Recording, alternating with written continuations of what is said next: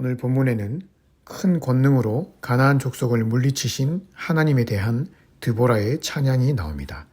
4절에 보니 하나님이 가나안 족속을 물리치실 때 아마 지진과 폭우, 홍수를 동반한 자연현상을 이용하신 듯 합니다. 가나안 족속들은 철기 문화가 발달했었고 그로 인해 철기로 제작한 병거를 900대나 보유하고 있었습니다.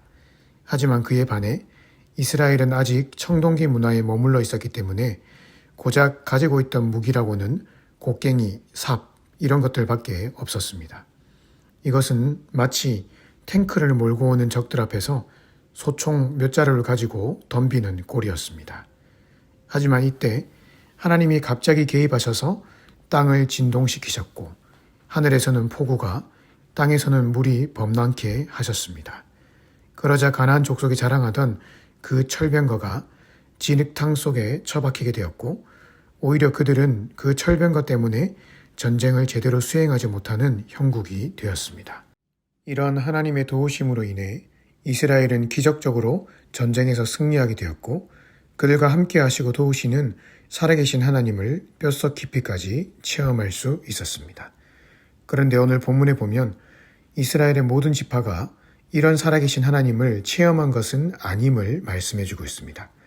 14절부터 보니 이런 하나님의 살아계심을 경험했던 지파는 에브라임, 베냐민, 므낫세, 스불론, 이사갈, 납달리 지파였습니다. 반대로 하나님의 은혜를 경험하지 못했던 지파는 요돈 동편에 위치한 르우벤, 길르앗 그리고 해변에 위치한 아셀 지파, 북쪽의 단 지파였습니다. 왜 어떤 지파는 이 전쟁을 통해 하나님의 살아계심을 뼛속 깊이 경험하며 믿음이 성장했던 반면에 어떤 지파는 이 사건을 통해 어떠한 하나님을 향한 체험도 경험할 수 없었던 것일까요? 그 이유는 딱 한 가지입니다. 하나님이 하신 말씀 앞에 자신의 삶을 내어 맡기면서 믿음으로 도전하며 살아갔느냐 아니냐에 따라서 이러한 차이가 발생했습니다. 먼저 하나님을 경험했던 지파들을 보십시다.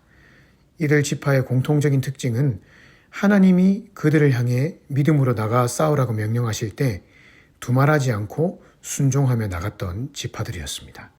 사실 철병거 900대를 몰고 온 가나안 족속에 맞서서 청동기로 만든 곡괭이와 삽을 들고 싸우라고 하는 것은 달리 말하면 전쟁터에 나가서 죽어라 라고 말하는 것과 마찬가지입니다. 도무지 승산이 없는 싸움입니다.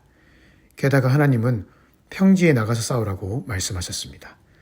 그나마 산에서 싸우면 철병거가 쉽게 올라오지 못하기 때문에 승산이라도 있지만 곡괭이를 들고 평지에 나가서 철병거와 싸우라는 것은 도무지 인간적인 계산으로는 이해가 되지 않는 상황이었습니다. 게다가 이 지파들은 지리적인 특성상 평소에 철기 문화를 가진 이방 족속들에게 자주 괴롭힘을 당했던 자들이었습니다. 그래서 철기 문화라고 하는 소리만 들어도 알러지가 날 정도로 예민한 사람들이었죠. 그런데 철로 만든 전차 900대를 몰고 온 자들과 평지에서 싸우라고 하다니 말이죠. 그런데 놀라운 것은 이들이 바로 그 죽음의 전쟁터로 발걸음을 옮겼다는 것입니다. 그들에게 가라고 하신 하나님의 말씀, 내가 너와 함께 할 테니 걱정하지 말라고 하신 그 하나님의 말씀 하나만 붙들고 그들은 그 현장으로 나아갔습니다. 인간적으로 보면 정말 멍청한 짓이죠. 주변 사람들이 다 뜯어말리면서 그런 곳에 왜 가냐라고 말할 정도의 상황이었습니다. 그런데 놀라운 것은 그들이 그런 믿음의 발걸음을 옮기자 하나님도 자신의 발걸음을 그 전쟁터로 옮기기 시작했던 것입니다. 4절을 세번역 성경으로 보니 이렇게 말합니다. 주님, 주께서 세일에서 나오실 때에 주께서 에돔 땅에서 출동하실 때에 땅은 흔들리고 하늘은 물을 쏟아내고 구름은 비를 쏟아내었습니다. 여기 하나님이 전쟁터로 출동하실 때가 과연 언제입니까? 바로 이들이 믿음으로 자신의 발걸음을 전쟁터로 내디딜 때였습니다. 그때 하나님이 그들 반대편에서 함께 출동하셨고 미리 준비하셨던 지진과 폭우, 홍수로 적들을 다 쓸어버리셨던 것입니다. 말씀에 순종해서 나가면 죽을 줄 알았는데 하나님은 그들이 결코 죽도록 내버려 두지 않으시고 오히려 그들에게 살아계신 하나님의 능력을 똑똑히 보여주셨던 것입니다. 하지만 반대로 전쟁에 나가지 않았던 지파들을 보십시오. 그들은 모두 비옥한 땅에 살고 있었습니다. 넓은 목초지, 큰 집, 큰 땅, 마치 여기서 천년만년 혜택을 누리며 살 수 있을 것 같은 그런 장소에 살고 있었습니다. 그 안락함, 그 안정감이 그들의 믿음을 좀먹고 있었습니다. 하나님이 믿음으로 도전하라고 하실 때에 그들은 앉아서 숫자 계산을 튕기며 믿음으로 나갈 때에 손해볼 것은 무엇이며 이익 볼 것은 무엇인지를 계수하고 있었습니다. 결국 그들은 자신의 안락한 삶을 결코 포기할 수가 없었고 전쟁에 참여하지 않았습니다. 그 결과 그들은 아무런 하나님의 능력과 은혜도 경험할 수 없었고 이스라엘이 승리를 거둘 때 오히려 책망만 받는 자리에 서게 되었습니다. 훗날 이스라엘의 역사를 볼 때 이스라엘이 멸망당하고 포로를 끌려갈 때 바로 여기 요단 동편 지파들이 가장 먼저 멸망당하고 끌려간 것을 볼 수 있습니다.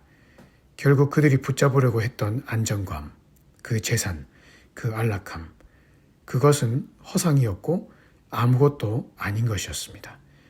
그것 붙들려고 믿음으로 순종하는 삶을 포기했던 그들은 훗날 믿음도 잃어버리고 그들의 삶의 터전도 잃어버리는 그야말로 빈털터리가 되고 말았습니다. 오늘 우리가 붙들어야 할 것은 내 재산, 내 안락함, 내 안정감이 아닙니다. 우리의 삶에서 가장 중요한 것은 바로 하나님이십니다. 하나님이 하신 말씀, 하나님이 나에게 원하시는 방향, 하나님의 계획과 뜻, 그것에 순종하며 살아가는 삶이 가장 소중한 것입니다.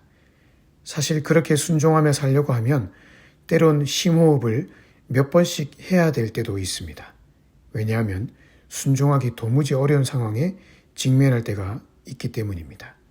하지만 믿음은 도전입니다.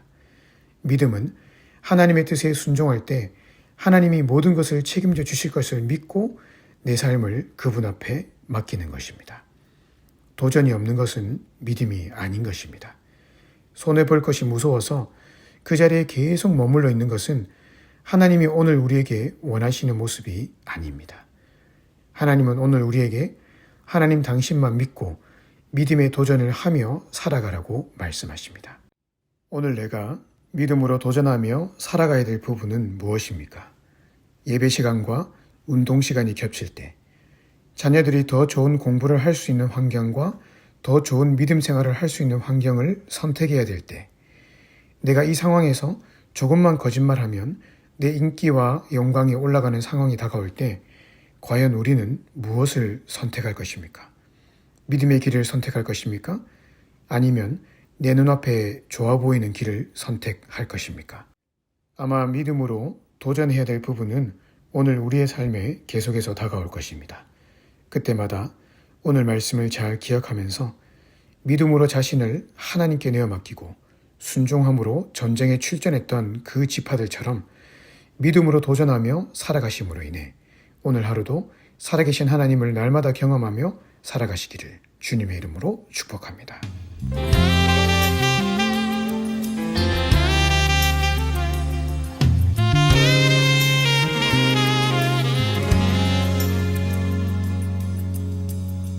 아무도 이해 못하는 무모한 것도 같은 모든 것을 보이지 않는 그분의 손길에다 맡기면 눈앞에 있는 가능성들도 내겐 환상이 되고 새롭게 보일 줄인 계획들로 나는 기대 가득하네.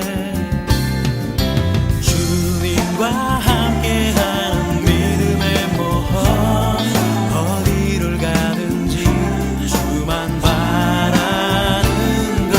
주님과 함께하는 믿음의 모험, 내 모든 것 포기하고 주인 주신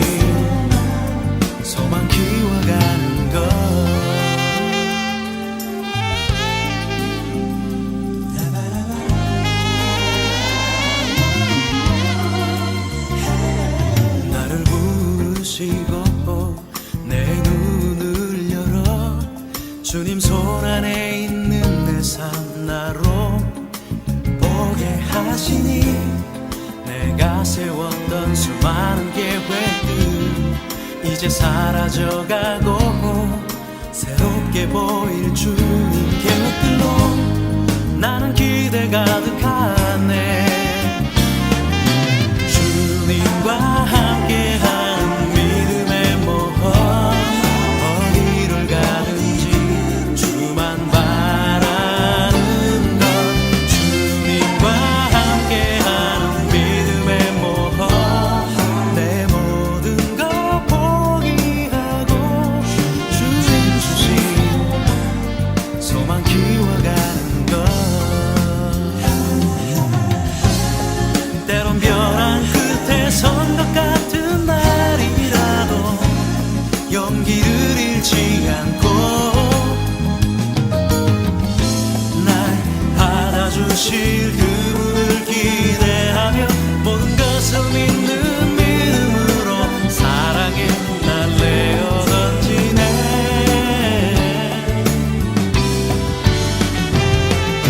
주님과 함께하는 믿음의 모험 어디를 가든지 주만 바라는 것 주님과 함께하는 믿음의 모험 내 모든 것 포기하고 주님 주신 소망 키